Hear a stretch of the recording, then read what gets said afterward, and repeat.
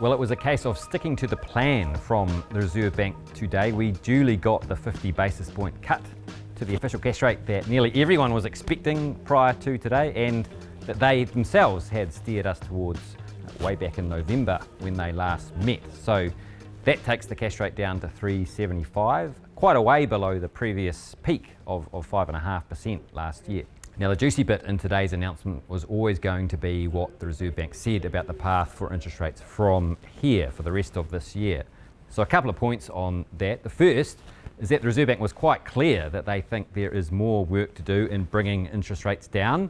They could have been a little bit more evasive on that front, but they were quite clear. In fact, they brought all of the forecast interest rate cuts that were sitting out in 2026 and 2027 previously and crunched those into this year, 2025. And second, we're almost moving into a new phase of the interest rate cutting cycle, away from the big 50-point cut bazooka type easings and more into a softly scalpel type approach. So we haven't changed our forecasts for a series of smaller, more regulation, if you like, 25 basis point cut per meeting moves from here, taking the official cash rate down to 3% or maybe a smidge below that. We saw the Reserve Bank today actually almost rubber stamp the first two of those moves, signalling they will cut again in April and May.